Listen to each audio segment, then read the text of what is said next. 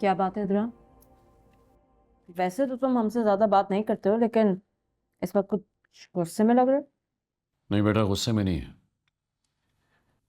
परेशान है। हीरा को चोट लग गई है। ओह, कैसे? क्या हुआ इरा को? सीढ़ियों से गिर गई थी, मामूली फ्रैक्चर आया। वैसे मैंने तो देख लिया भाई, नौकर सारे के सारे नमक हराम ही होते अरे भाई, नैनी का कसूर थोड़ी है। वो तो बेचारी अब बुढ़ी हो चुकी है। इतनी छोटी बच्ची को भला कैसे संभाल पाएंगी अब? वो अगर किचन से लेकर इरा के बेडरूम तक 2 चक्कर भी लगा लेना तो हाँफना शुरू कर देती हैं। इधरान, इरा के लिए कोई यंग मेड रखो अब। हाँ, ताकि तुम्हें दोबारा मौका मिल जाए और तुम। इधरान, सॉरी। नहीं नहीं अंकल, खैर है। ये तो इधरान साहब के मामूल के अंदाजे बात करने का। और अभी तो इनकी बेटी जख्मी हो चुकी है, भला ये हल्के लहजे में कैसे बात करेंगी? वैसे मुझे लगता है मेट्स पे ट्रस्ट करना ही नहीं चाहिए। क्यों डैड? मैं तो पहले भी कई बार कह चुका हूं, बच्ची का ख्याल मां से बेहतर कौन रख सकता है। इसलिए इसे बार बार कहता हूं कि शादी कर ले। और मैंने भी आपसे कई बार ये बात की है बाबा कि मुझे दूसरी शादी नहीं करनी, इस बारे में बात मत किया करें। तो पूरी बात सम एक्सक्यूज मी। हेलो।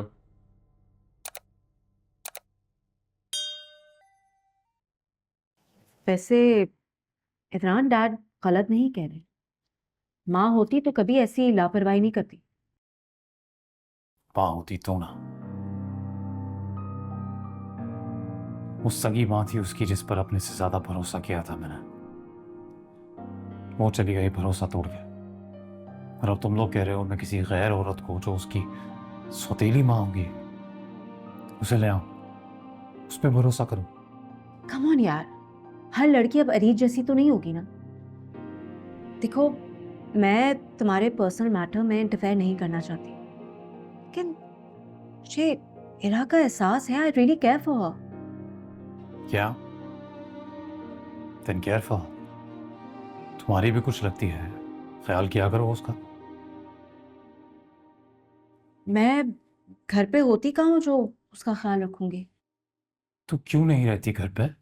मना किया है किसी ने? रहो घर पे, ख्याल रखो उसका।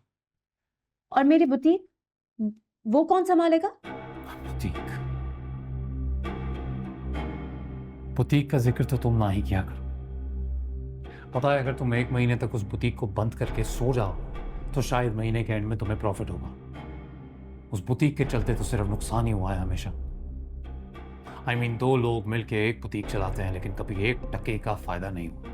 एक्सक्यूज मी, मेरी बुटीक है, मेरा बिजनेस है, मैं प्रॉफिट्स तुम्हें क्यों देने लगी? मुझे चाहिए भी नहीं। और हो तो ना, और कभी गलती से फिर कोई 1 टके का फायदा हो भी जाता है तो वो पैसे कैसे सैर सपाटों पे तुम लोग उड़ा देते हो ये तो पता ही है। तुम्हारे बिजनेस का सारा एक्सपेंस तो पापा देते हैं, हर एक चीज के पैसे तो तुम उनसे लेती हो। बस तुम्हारी सारी बातों का एंड इसी ताने पे होता है कि मैं अपने बाप के घर में मुफ्त में रह रही। नहीं रह रही, झूठ बोल रहा हूं मैं। नहीं, सच बोल रहे हो, लेकिन अपने बाप से लेती हूं, तुमसे नहीं।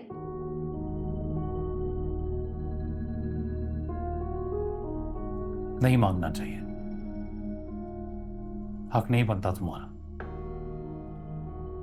क्योंकि पता है तुम भूल रही हो, तुम्हारे हक का जो भी बनता था तुम ले चुकी हो और उड़ा चुकी हो, एवरीथिंग। तो वसूलन तो तुम्हारा बनता नहीं है, लेकिन फिर भी चलो कोई बात नहीं। बाप है, भाई है, रहती हो साथ में, और शादीशुदा हो ना, तो उस हिसाब से तो तुम्हारे सारे अखराजात तुम्हारे ये शौहर साहब को उठाने चाहिए।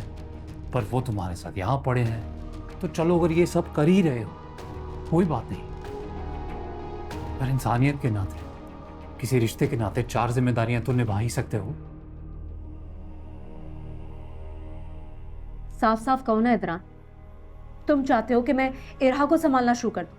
तो लो, मैं साफ साफ कह रहा हूं, मैं चाहता हूं कि तुम उसका ख्याल रखो, क्योंकि फर्ज बनता है तुम्हारा। लिसन टू मी इदरान, मैं जितना उसे संभाल सकती हूँ ना, जितनी उसकी केयर कर सकती हूँ करती हूँ, लेकिन 24 घंटे की ड्यूटी नहीं दे सकती घर में बैठ के।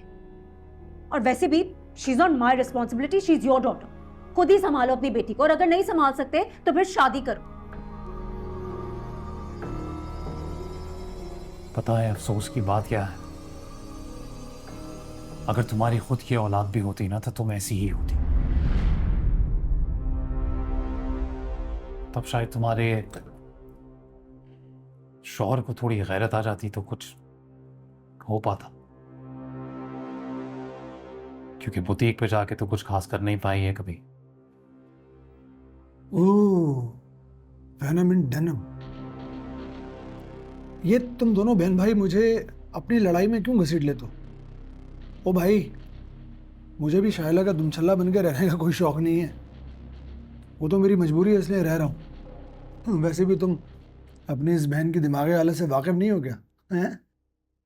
मैं तुम्हारी दिमागी हालत से भी अच्छी तरह वाकिफ हूं।